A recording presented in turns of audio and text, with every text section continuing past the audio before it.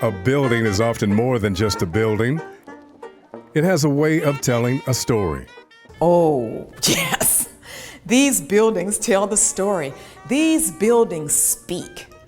Vicki Oldham is the founder of Newtown Alive and president and CEO of the Sarasota African American Cultural Coalition.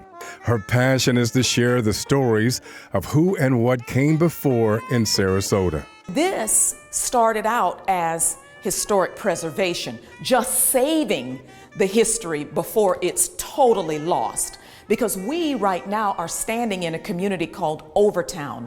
Overtown is totally gentrified. The Overtown area where the Colson sits was once a vibrant area for blacks in Sarasota. The Colson was built in 1925 by Edwin O. Burns, who was one of the first settlers in Sarasota. The hotel was designed to host and welcome African Americans during the time of Jim Crow and the deep divide of segregation.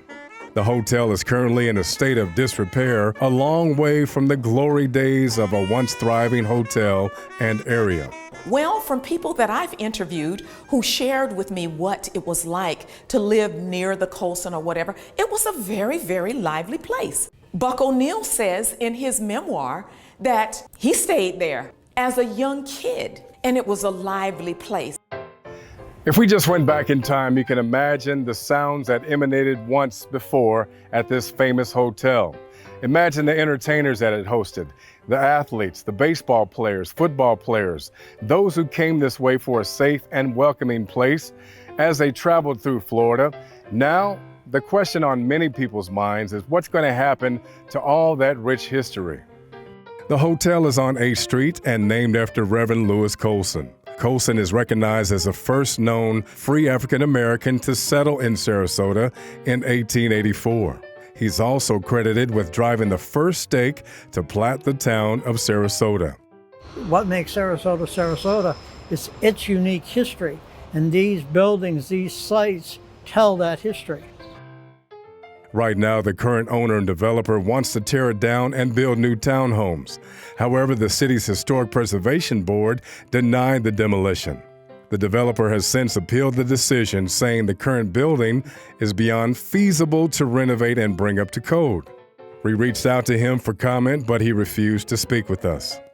There have been other historic structures here in Sarasota in bad condition, just as this one is, but they were rehabbed, renovated, and that is what we're hoping that will happen to the Colson Hotel.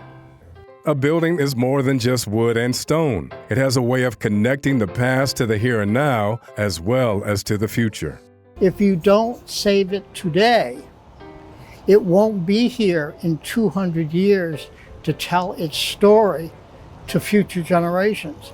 The city of Sarasota will make the final determination on what happens to this property and what's next. In Sarasota, Bryant Monteilh for WGCU News.